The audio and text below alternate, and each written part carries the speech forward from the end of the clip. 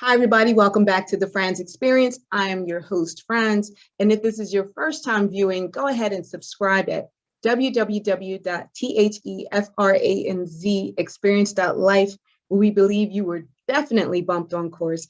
I have a special guest for you. I have Brian Oglesby, who is the principal consultant at SPiRgroup.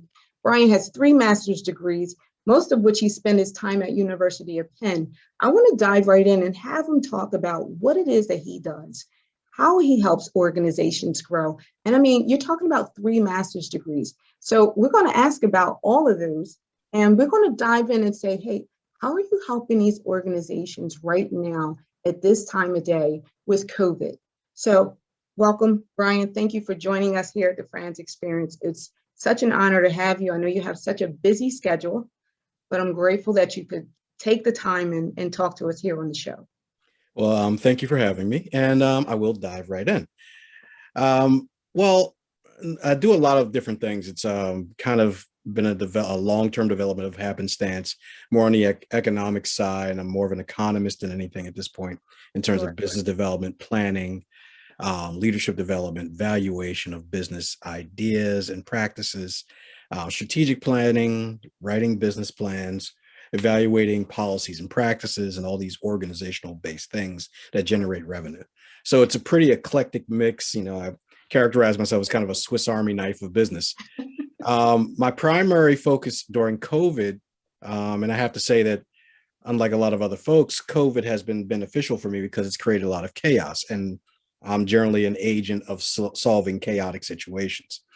Sure. And as people have lost opportunities in terms of direct employment and businesses have failed, people come to me with ideas, and I help massage these ideas and cultivate them and evaluate them as, whether they're viable or what resources you need to have in order to make to fuel the idea and things that serve as a catalyst.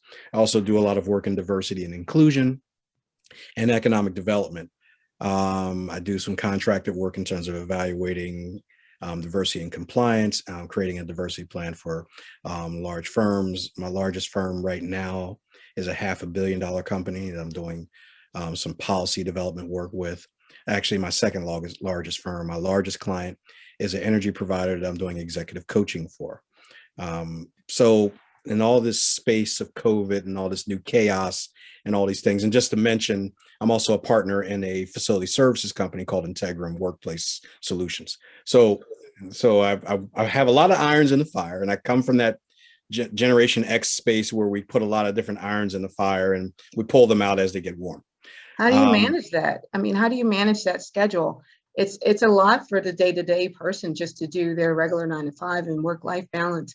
How do you manage that? I use this thing here. And I absolutely manipulate technology to create time and space for myself. I try to create as many passive activities in terms of things taking care of themselves, and I'll contract out a lot of the work. I'm not an accountant, so I'll contract out some people who do some accounting for me. I'm not an attorney, although I play one on TV occasionally. And I'll contract with legal counsel in order to deal with contractual things. After I develop a policy, I'll pass it off to someone else and allow them to vet it in terms of its legality, in terms of the accounting things. I'll do an analysis and say, this is what I think it'll cost. How does it work? And they'll do some of the work for me. So I do a lot of handoffs, and I have a trusted circle of people that I engage in terms of doing some of the business that I do. It's kind of like if you're building a machine, you hire somebody else to manufacture the bolts, then it comes to your factory and you install them. So It's equivalent to that sort of thing. Okay. In terms of the time itself, I don't sleep much. I have clients in as far as the West Coast, one in Australia, and a couple of on and off folks in Europe. And I work on their schedule. So oftentimes I'm on the phone or on a Zoom in the middle of the night. Have you lived abroad? No, I've studied and worked abroad, but I haven't spent any significant time living abroad. And that's, at this stage of my life now, that's a consideration. Okay. And generally I will follow if there's a significant business opportunity and a significant reason for me to live abroad, both financially and personally. It's a step that I'm willing to take. I'm well-traveled. I've been to a lot of places, and I've been fortunate enough to see a lot of the world, from my little corner of the world in Philadelphia. But it's not something that's completely off the table, but it would have to be the right opportunity. Sure. And Why would you say that has made a little bit of an opening there? I know I've been able to follow you with some of your works, and I know you have a son, and he actually are you going to give me a this is chance to his talk about my first year. son? This is Yeah, so I guess this is why that's you like could popping the actually cork on the travel champagne bottle. abroad, because you have that time now to be able to do some of these things. So as Yeah. a parent, you're doing that as well. So yes, please share a little Well, bit that's about like, your son. It's my great. magnum opus achievement in life is like popping when you say, "Hey, let's talk about your son a little bit." That's like popping the cork on a champagne bottle for me. Yes. So I could do this entire show Same. talking about my son. But part of the reason I can consider doing some more international work and consider living abroad in several places, or even like getting a property abroad where I can just go hang out there if I find a place I like enough, is because I have this dynamic and incredible 19-year-old son who's a freshman at MIT. Yes, And he's congrats. literally in aerospace engineering and will be a rocket scientist. But he's, no pun intended, he's launched. He's very much on his way to do the things that he needs to do.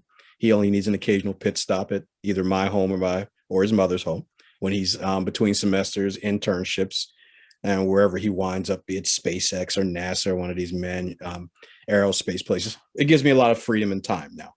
I'm still, my role as a father has changed from the dad to trusted advisor. So that affords me a lot of time to kind of explore some of the things that I put aside as I was raising a son. Well, that's amazing. Congratulations. I'll be looking for my visitor's pass to NASA. And I don't know if I can get the clearance. Mine first, but you'll yes, be a second on the list. I guess you could go first. I guess so.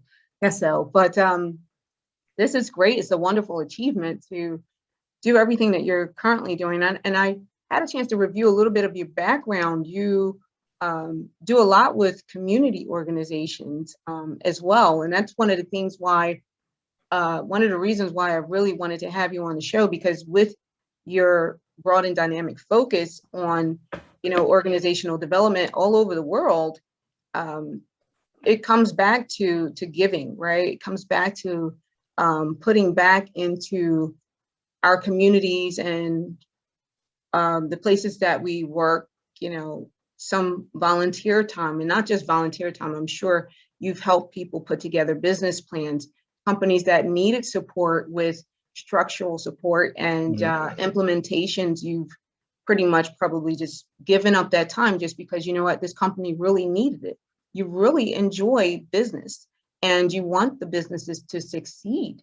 So, what has been one of the major topics these days for a lot of the organizations that you're working with? I know a huge topic right now is diversity and inclusion, but share with us what exactly these companies are asking for in your world. Well, there's a couple of things. I mean, there's two dynamics at play. There's stuff that people are asking for and stuff that, in my experience and time in this place, I think are necessary.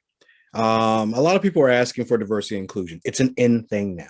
They're hiring a lot of people of color to be directors of diversity and inclusion. I've done work in with the Supplier Development Council as a vice president that dealt with diversity and inclusion. But the thing that I've seen in this process is it really about just having a diverse face in an office who goes to, and I'll be a little controversial about it, who goes to conferences and collects glass trophies, rather than cultivating and developing diverse organizations that can become industry leaders and create their own space and become the competition rather than the subordinate or the subcontractor or someone who's just being thrown a bone because a larger company has to meet a diversity mandate, whether it be through their developer, be a municipality or state, or even a federal guideline.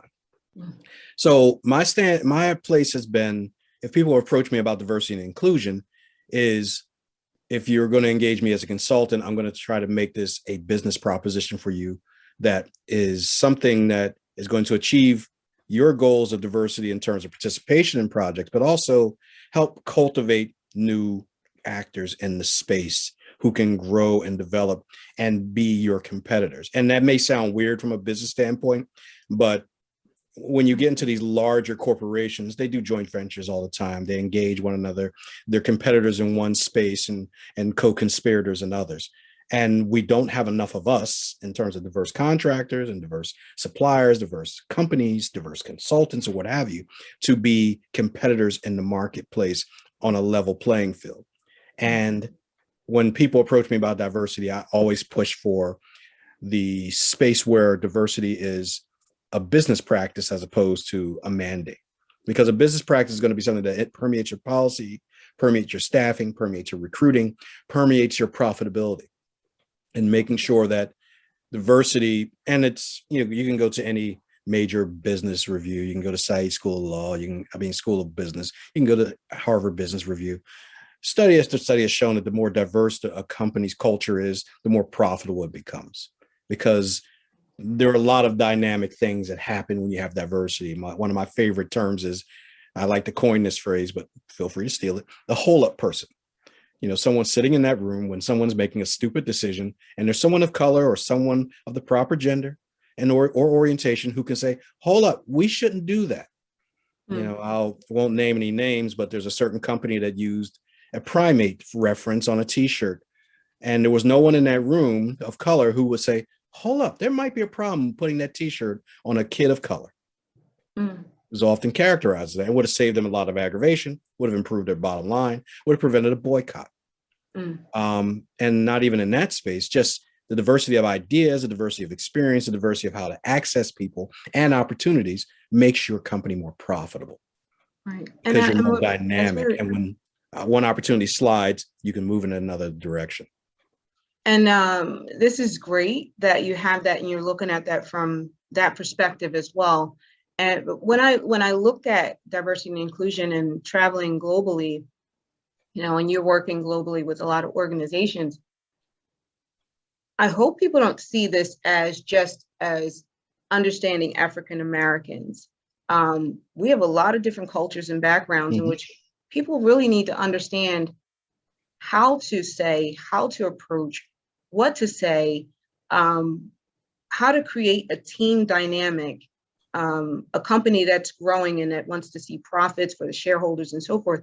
And also within the space right now, we're doing a lot of hiring remotely. So a lot of positions are being filled globally. They're not necessarily here in the United States. So there are a lot of diverse individuals, all kinds of backgrounds, right? And the thing is that we need to understand that even from a small sect here and in one of our local small businesses, they need to understand their team and who they're working with, what's their why. You know, everything that's happening within, you know, diversity and inclusion. And I know it seems like, you know, it's that fad thing, right? But it's a good thing.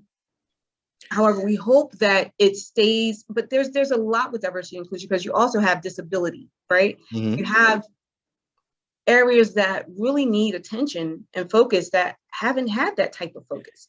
Well, I mean, I like to refer to it as exploiting the opportunity. We are in a space where a lot of things have changed in terms of all the social changes. African Americans, in particular, the United States, and more recently, Asian Americans. You take advantage of the momentum to change the dynamic and the narrative and the overall structure. These stressful situations are the things that bring about change, because, you know, change and opportunity are never handed over freely and never handed over voluntarily. So when you have these moments that, such as what the ones we're in now, and we're in it real time, these are the moments where you seize that momentum and you capitalize on it by positioning people in the spaces where you can have those global conversations. You can have those local conversations. We live in a region of the world that's very parochial and has a lot of subcultural context. And you need people who can understand the diversion of those, where those cultures and subcontexts divert from one another. And then the places where they connect. And that's a global perspective on a local level. Multinational corporations are by proxy diverse. They have to be, because you can't go into Nicaragua and do geology if you don't know anything about Nicaragua. You can't go into South Africa without knowing something. And, you know, even if you want to make wine, there's a difference between what happens in Argentina and what happens in South Africa, what happens in Australia or France. So it's so utterly important that we understand that the world isn't this myopic place where we can see what's right in front of us or the top line of our news headlines. We have to go to page 7. Mm. You have to read everything. We have to try to absorb as much information as possible and engage as many different people as possible, and people who don't share our perspectives. So what made you decide to go to school for organizational dynamics? Because I mean, when you look at things nowadays, it's like, you know what, that's the perfect space to be in right now. And then what drove you to that? What was that Well, thing? honestly, I think it was, I kind of made a call. I started my initial consulting practice way back in 1995. I was writing grants for housing authorities. That's how I got my start as an entrepreneur. And I was doing a lot of economic development work, and then it just evolved into all these different type of consulting gigs. I worked with the New Jersey Dental Association and a whole string of large nonprofits that were scaling up, and I was helping them craft their organization and their policies. And it got to the point where people started asking me, "How do you know all this stuff?" Really, it was just by happenstance and experience and seizing opportunities and a whole lot of reading. And then I saw this program at Penn that said organizational dynamics, and it combined so many different elements of the work that I was doing. And it allowed me to initially take a lot of coursework a la carte until I decided how I wanted to concentrate. I wound up with 4 separate certificates in the first graduate, 3 separate graduate certificates in the first master's. In the second master's, I got another certificate in leadership and economic development and statistics and project management, portfolio management, a discipline known as P3, projects, programs, and portfolios, and disseminating those things. And it was really an act of validating the stuff that I was already doing, and then adding some more academic discipline into it. So it allowed me to kind of referee the work that I've done and validate the work that I've done, and also write on it, right? White papers, a couple of theses and things of that nature. And then, later on, I wound up getting an MBA in information systems because I do a lot of technology related work in terms of CRMs and developing information systems. So a lot of it was kind of retrofitting the education to validate the skills that I had developed, and then build out additional skills through getting that furthering of my education. Wow.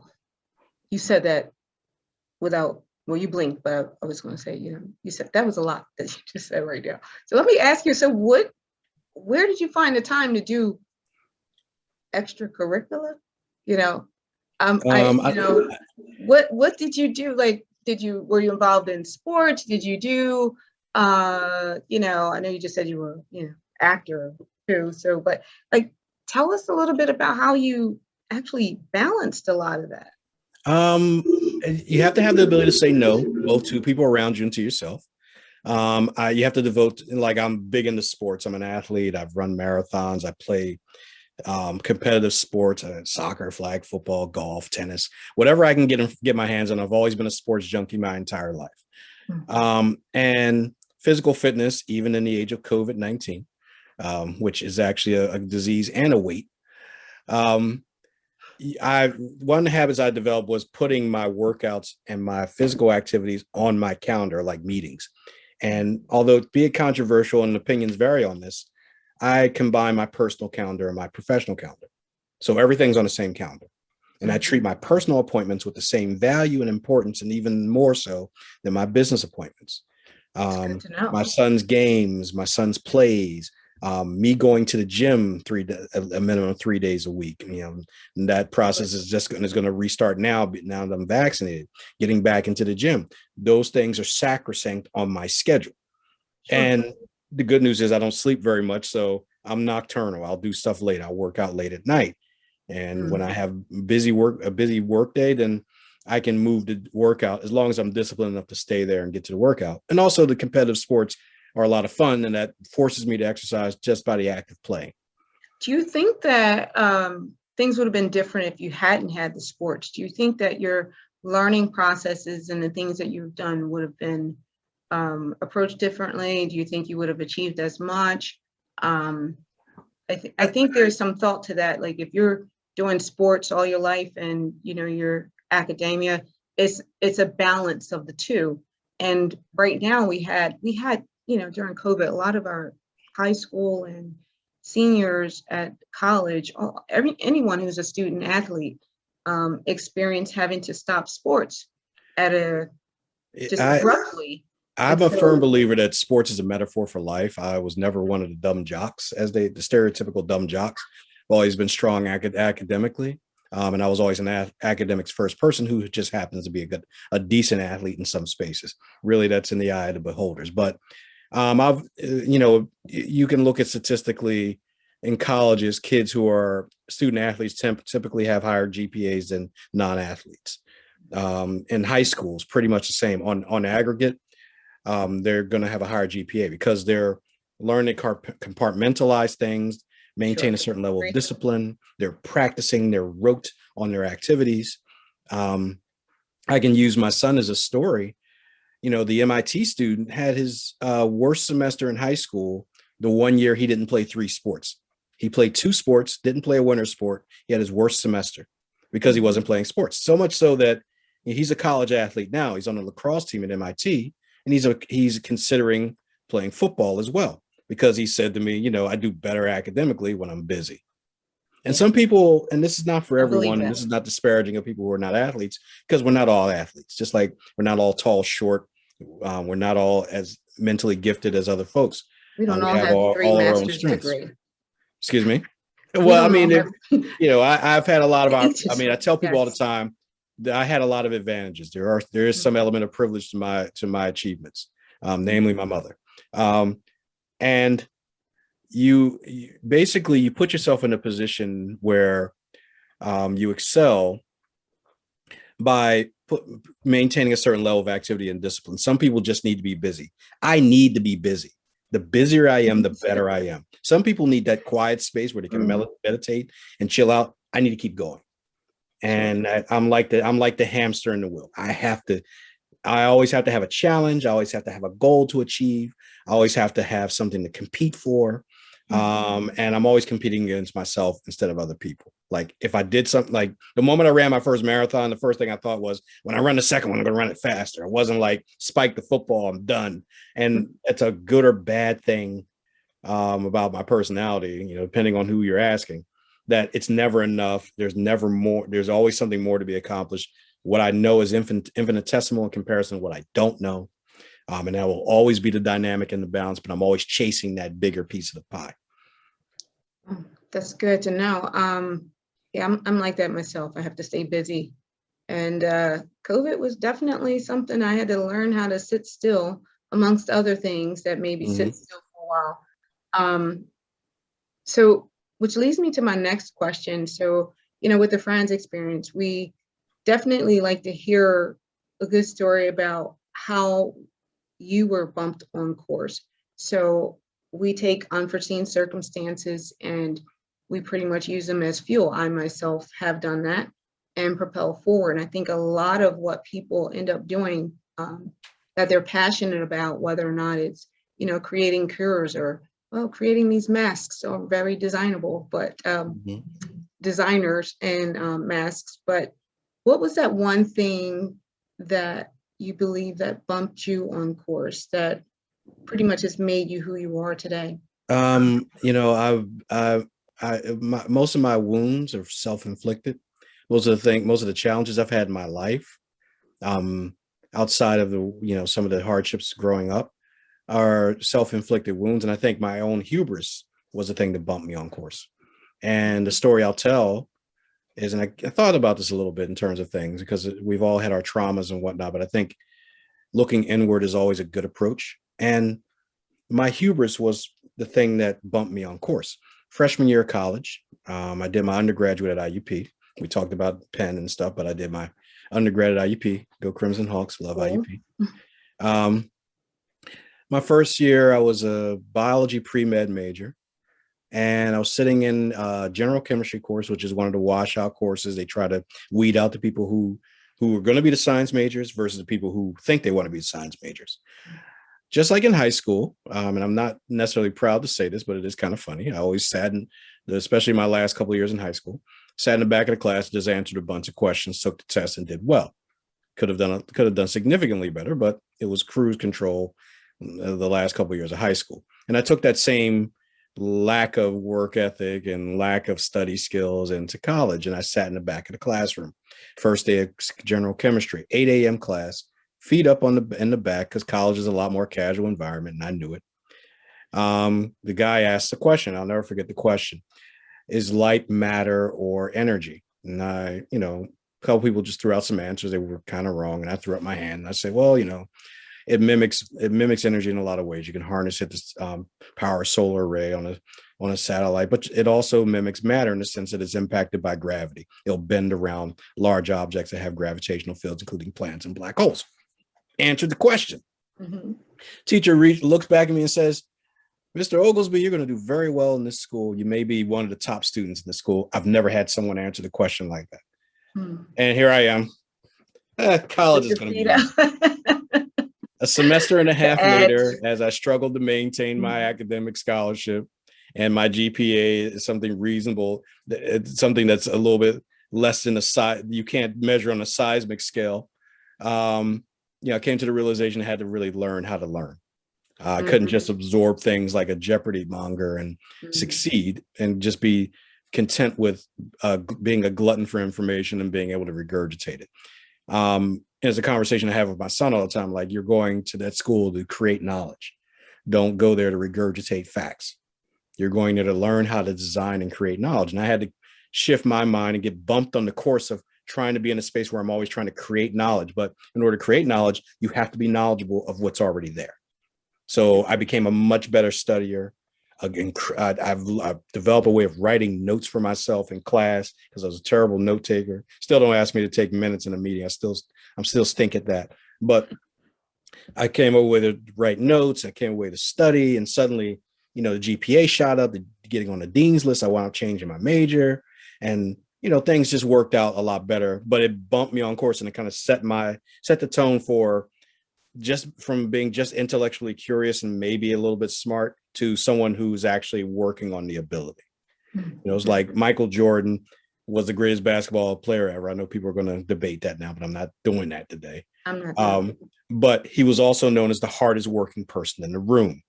And the common denominator of all these great athletes, Serena Williams, the hardest working person in her game. Even though she may be the best of all time, she still outworks everybody. And you have to combine those things. So whatever talent you have is only augmented by how much effort you put into it. And that was my bumped on course, sitting in the back of that class and thinking that I had it all figured out, only to know a semester later that it kicked my butt. And it's because I just I couldn't remember everything that I need to remember. I couldn't go into that practicum lab and identify 1,800 different species of shellfish I needed to do in that cell biology class. So those are things that bumped me on course. My own hubris turned into humility. So students who are tuning in, make sure you learn how to study. If you retain it naturally, it's a beautiful gift to be able to do that. But at some point, and the smart students get tutors. 4.0 students have tutors. So it's not for just kids who are struggling. It's kids who are good. The best students have tutors. So just remember that too. I had to learn that lesson too. That was all the bumping on course hubris thing. Actually getting a tutor. Me, a tutor? The nerve. And then I learned. So. So, I mean, when you think about it, a tutor is no different than a teacher, continuously learning. So it's just a matter of that's a one-on-one specifically for you. And a lot of times the teachers are the tutors in most cases, but not, I guess you could say, not necessarily in that college life. That's more of a middle school and high school type of thing. The teachers do come in. They used to come in earlier in the morning and work with you, or you stay a little late, lunch break, all those kinds of things. So yeah, well, another thing that I did, and I believe in, is learn by teaching. I wound up actually becoming a tutor my junior year of college. A friend of mine put together this academic association and asked me to be a tutor. And I'm like, me? Yeah, you should tutor. And you actually learn a lot when you're teaching other people to do things. You learn more about what you're teaching because you're obligated to pass on the knowledge. And you don't want to take on the responsibility of trying to help someone and fail, even though they may be. And a lot of people come, still the majority of people who come for tutoring are people who are struggling. But sometimes the best students come too. In fact, by and large, the best students come, but some people who are struggling are more the highlight reel.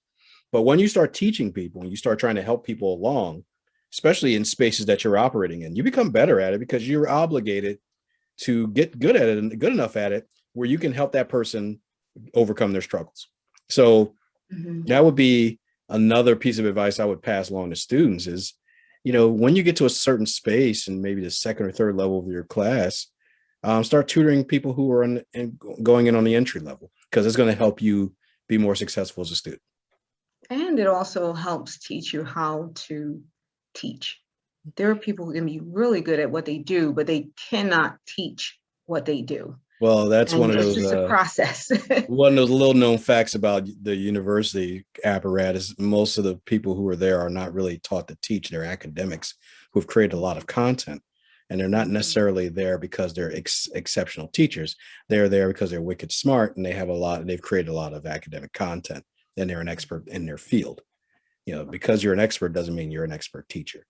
So that, do you think you'll become a professor at some point in time, or are you currently doing that now on the one of the platforms? I mean, you're a teacher now, but I mean, at maybe full time at a university or something.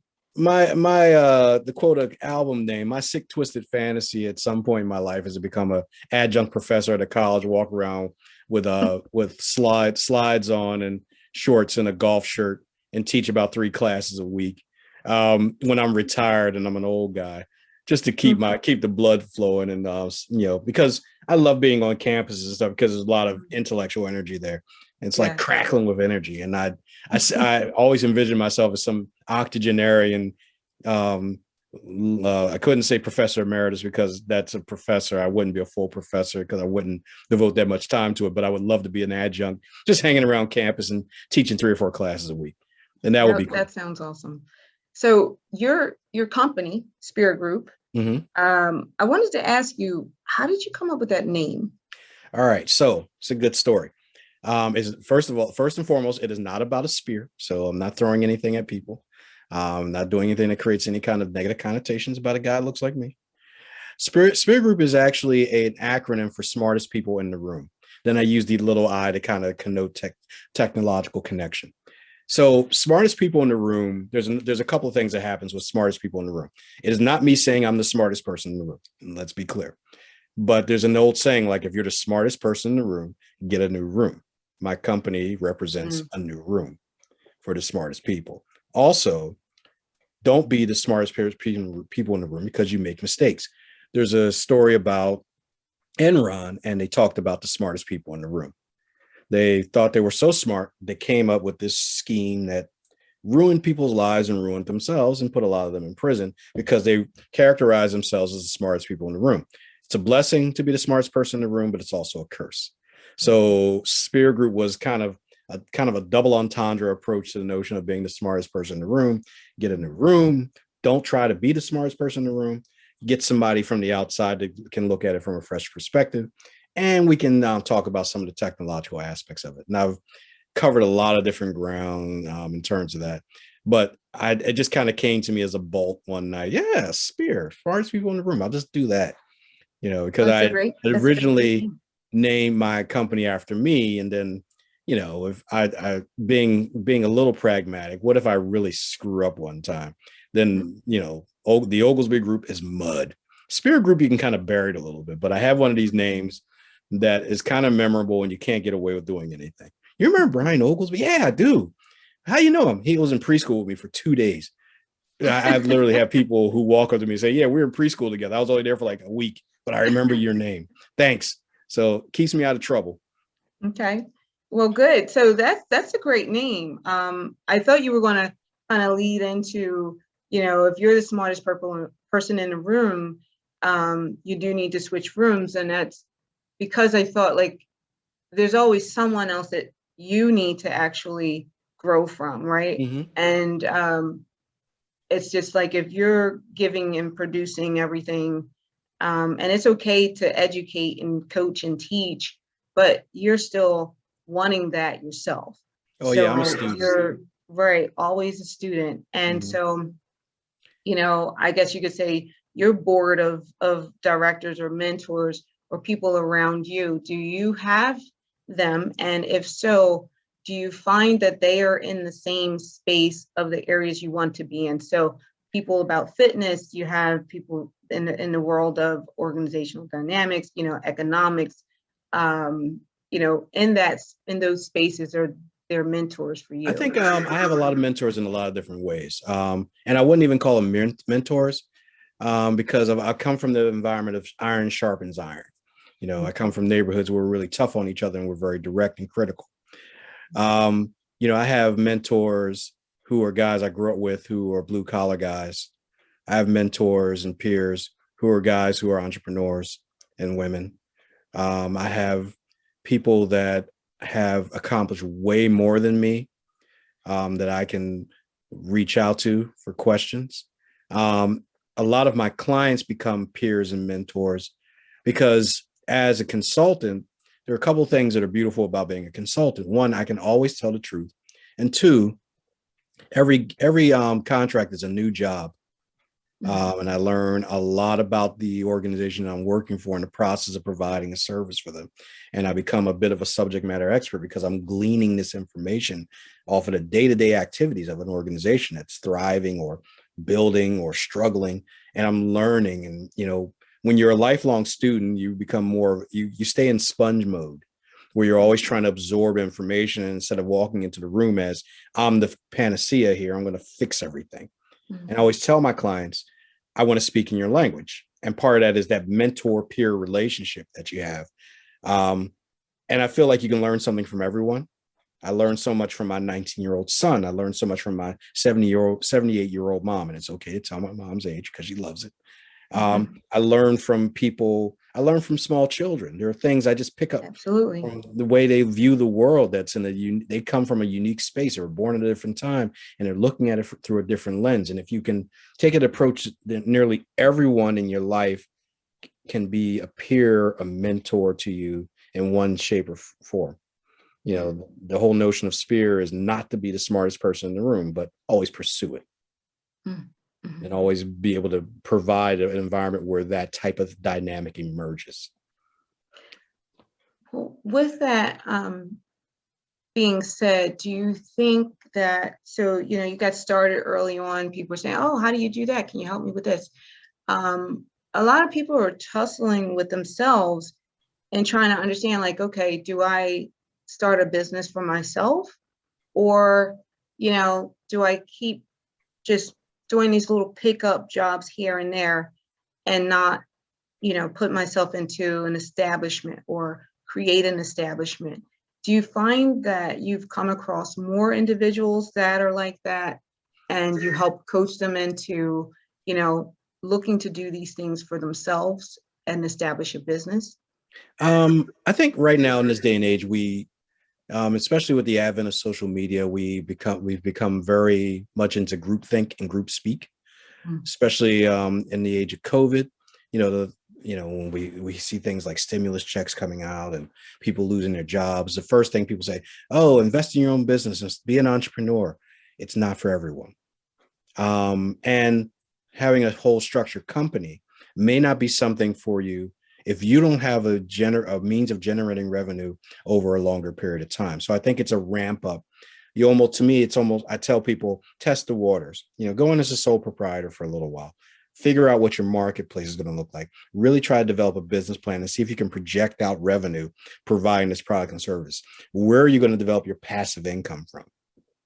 I mean, one of the challenges for me as an entrepreneur is to get hit by the bus theory. Like, if I get hit by a bus, can my company still make money while I'm recovering? And the answer right now is yes, because I'm doing some very specific things that generate revenue passively. But, I always ask people, what happens if you get hit by a bus? Are you going to go into financial ruin because you're working for yourself? You're trying to insure yourself. You're trying to make sure you have enough revenue to keep the lights on and to reinvest in your business. Because I've had 4 incarnations of my business. I lost everything completely in the first recession back in 08 and 09. I nearly got clipped 2 years ago. Thankfully, during COVID, although I'm not one to spike the football during a time where millions of people are suffering and dying, I had an incredibly good 2020 in terms of business because of all the things that all the things that were created and all the spaces that I can occupy. Mhm. But in terms of developing businesses, it's a very much a fingerprint, a case by case basis. What's your risk tolerance? What kind of innate abilities do you have? How many ways can you generate revenue? Do you have a product that people want, or can you create a need for said product? Like this here, that wasn't something that we needed 10 years ago, but now it's secondary to my spleen and importance. Mhm. And There's no more payphones. yeah, no more payphones. I saw one the other day and I did the wanted to take a statistics picture. on It was that. like seeing a brontosaurus. But I used to have a fax machine, a printer, a copier, a digital camera, uh, Pager. a pager, a day timer, a Palm Pilot, and now it's all in here. A video camera, it's all in there. A video game system, it's all in one place. Mm. Then I can connect it with my watch and my iPad and my laptop that I'm here with, watching recording this meeting 5,000 miles away, as long as I got some Wi-Fi or a hotspot. So when you're creating a business, you have to make sure you can create something and it's an idea and it's risky and you may lose.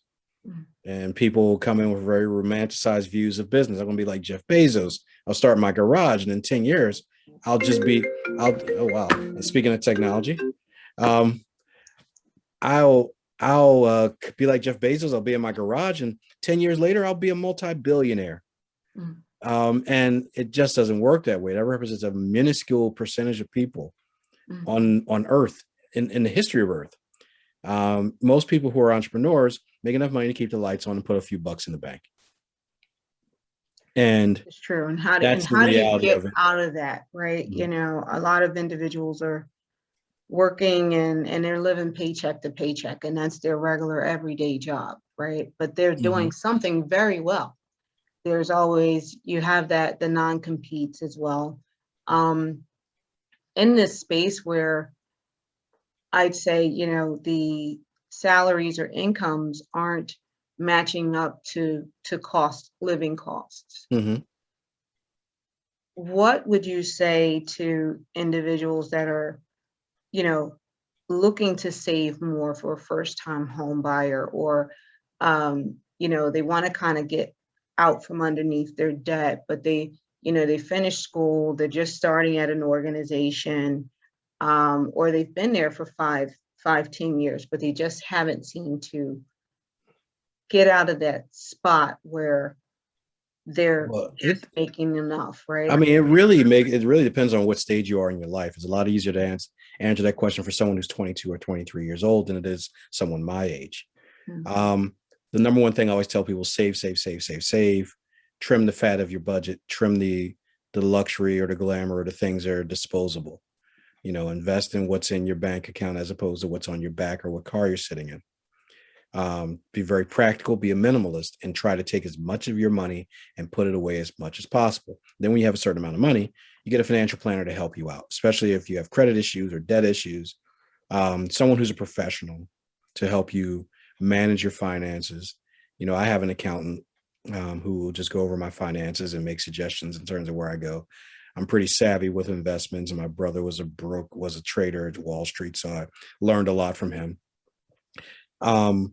And you have to be very pragmatic. And like I said, this is all fingerprint stuff too, because some people are very risk averse. Some people don't mind taking big risk and don't mind dealing with the consequences of said risk. And you have to know what you are in terms of how to solve this problem, because the risky way is to just try to push as hard as you can to become an entrepreneur and make more money, or push to get another job and make more money.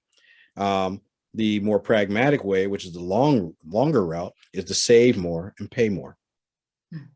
Save more, spend less, pay more. It's a very simple thing. In terms of income, America is about 40 years behind in terms of income to cost of living. I mean, somewhere in the very early 80s, there were a few things that happened, and I won't go into the economics lesson, but that made incomes flatline in proportion to cost of living in the United States. So that ship has really sailed, and there's really no way to make that up other than making sure your personal finances get you to the spaces that you try to be. And, you may have to improve your skills, whether it be a technical aptitude or a academic aptitude. additional training. I'm very much an advocate of people going into trades and learning how to build things as well as design things, because we need architects and builders in this world. And someone has to flip the burgers as well. So it's not about just flat out hustle and getting money and paying bills. It's about creating a plan for yourself that can make your revenue stream start to escalate. I mean, if you're at a job that's not going to give you a raise for 3 or 4 years, it may be time to consider moving on to another job, or try to get into a space where you can create a new career opportunity for yourself. I started off as a social worker. Now I'm an economist that runs a consulting practice. And I learned those first 3 years of being a social worker, trying to go back to my old neighborhoods and saving places, I'd be much more effective as a philanthropist than I am as a social worker. And both economically and, for my personal well-being, because I couldn't struggle with that kind of income when I felt like I had so much more inside of me and more potential inside of me. So I was fortunate enough. And like I said, I don't sit here and preach people. I'll never preach to people, I did it, you can do it too, because everyone's circumstances are unique. I grew up in some difficult circumstances, but I also had a rock solid mom who was a professional with economic mobility that really allowed my life to be propelled in ways that people that grew up the same way I did could not, because they didn't have that in place. That one thing in my life helped propel me to higher heights in comparison to my peers. So I'm no better than anyone else. And this is the Brian way of doing things. And I've always quipped that self-help books are written by someone else. So you have to really understand your own personal situation, your own milieu, and how to navigate that situation.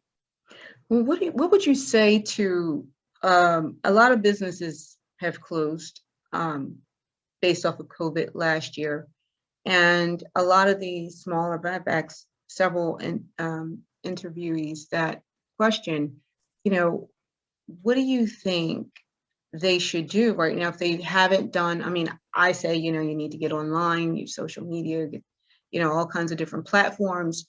But they've had to close. They were cash only businesses. They didn't, go into utilizing debit cards and social media with marketing strategies. What would you say to organizations that are kind of like trying to hold on to their businesses? What type of advice would you give them right now? Well, structure insulates you from failure more so than no structure. If you're a cash only business, chances are you're not necessarily set up in terms of having your business certifications, LLC, S Corp, C Corp, whatever, even as a registered sole proprietorship. You're not filing information about revenue. You're not paying taxes if you're doing cash only. That's not 100% true, but when you're cash only, you're setting, one of the things that I've done with my consulting practice is to try to help people navigate from being a mom and pop operation to an IBM like operation. And just using IBM as a placeholder for a big organization that has structure and practices. Right. And you have to that's the difficulty of being an entrepreneur. It's not as easy as just saying I'm a boss, this is my own business. It's about constantly trying to build that business out, creating structure for that business. So it has sustainability. You can get to the space where you can get a line of credit from a bank. And, for minority business owners, it's much more difficult to get those type of banking products. And, right. But you have to have all your T's crossed and your I's dotted and whatnot. And you have to kind of do your business. You have to understand how to run a business. You have to understand how to transition that idea that can make you money into something that generates profit. And where would they go to do that? Would you say, a lot of the businesses that have struggled with that are some of our, I would say companies that have been around for, 30 plus years. And so the owners of the organizations are probably pretty much getting ready to retire for the most part. Where would they go if they haven't been very tech savvy? Where would they go to get that information? You find a guy like me, or you go to Small Business Association. I do work with smaller businesses and help them transition, but I'm probably a little bit more customized. I would, being that I'm a bargain shopper myself, especially these companies being a little on the cash poor side. They're a government resource. Small Business Association has a litany of resources available to you. There are local economic development agencies that can give you data on market research. There are small business incubators. I think the SBA has sites at Temple University locally and University of Pennsylvania. But if you're watching this outside the Philadelphia region, go to the SBA.gov, Small Business Association. They have a lot of resources and tools for business development. And there's still a lot of stimulus-based PPP money out there as well that a lot of small businesses just haven't been applying for because they don't think it's for them. But it is specifically targeting them because the first round of PPP about a year ago went to the major corporations that really didn't need it. But now there's a huge emphasis on getting smaller businesses additional funding to sustain themselves. Yes. Mm-hmm. I have a friend who's a franchise owner who, has been reaching out to get additional funding to keep his company afloat until this all blows over. The lesson I think COVID has taught us is that we have to organize our businesses and we have to have a growth mentality for that business, not only in revenue, but also in structure. You have to have your back office together, your accounting, your legal. You have to keep your gross receipts. You have to be able to articulate your profitability and your projected revenue. You have to assess your location. You have to assess, if you're a virtual business, you have to assess how you're going to penetrate the market, and you have to invest in engaging. Right now, we have a more immediate problem, just keeping the lights on. Mm-hmm. And if you don't have something that people are going to buy right now, you have to find a way to kind of alter that business to try to find some revenue stream. Or if there's one small aspect of your business that's still generating money, you may have to shift your emphasis on that about 80% or so. Mm-hmm. And, we live in a country where more than 80% of the businesses are small businesses. So This is not a unique problem. This is a problem that most businesses are having right now. Mm-hmm. And I've done a little bit of consulting with the small business community. And really the advice I think the advice that's been working the most is just find the thing that you're making money off of and just emphasize that, pour into that space, keep the lights on, because this is a dark channel we're going through right now. And there's light at the end of the tunnel. And with a little bit of discipline, opinions vary on how much discipline we're exhibiting, but with a little bit of discipline, we can get there, but you have to survive the experience. And that's part of being an entrepreneur. Like, I lost business in the first recession back in 2008 because everything crashed and all my clients had to bail out of the contract. They paid whatever they owed, and that was it. I went from 30 clients down to 2. And that's happening now. A lot of companies.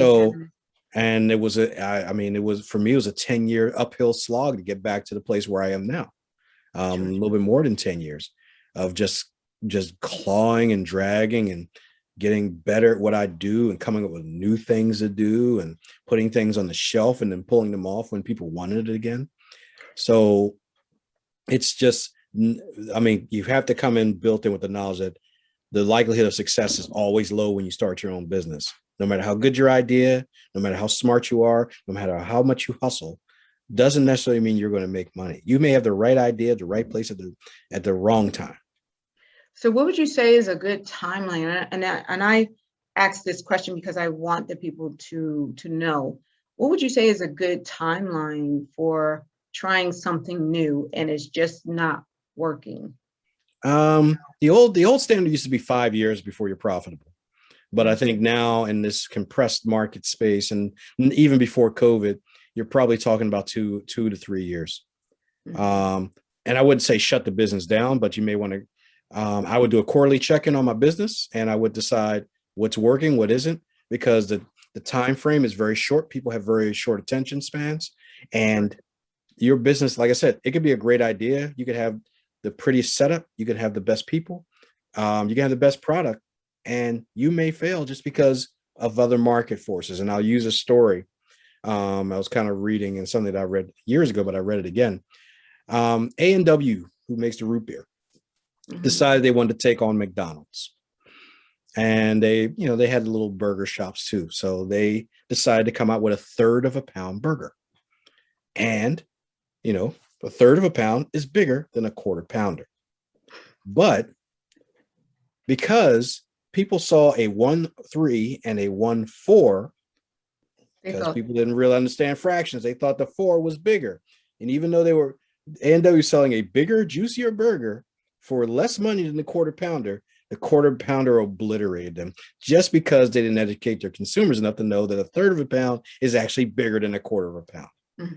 So great idea, great concept, great quality, and a good brand to come with it. A&W root beer, everybody knows that. I hate root beer. I know A&W root beer, but they didn't execute well enough. So it doesn't necessarily matter how great your idea is. It's timing and execution. And taking on the Goliath like McDonald's is probably not a good idea. You know? Well, how does someone get in touch with you, Brian? If they're looking for help and a consultant to, get them back on track or to check some. SPiRgroup is I am actually in the process of revamping my website, but I do have a Twitter feed, SPiRgroup at SPiRgroup, SPiRgroup, and my email address is SPiRgroup@gmail.com.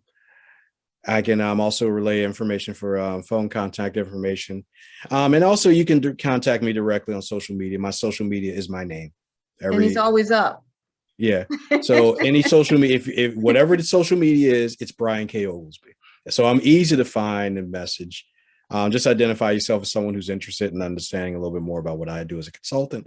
I'm on LinkedIn as Brian K. Oglesby. So I'm easy to find. Just here's the name, look it up. I'm there. There's a horse trainer in Kentucky, but other than that, I'm the only other Brian K. Oglesby. The third one is unfortunately deceased. So that's how you get in touch with me. Well, I want to thank you. We covered a lot in this little bit of time, and hopefully our viewers took some notes on the things that you were speaking about. You covered a lot, and again, from establishing a business, it plummeting, and having to rebuild to your current educational process, and work-life balance, and consulting for these organizations, and diversity and inclusion.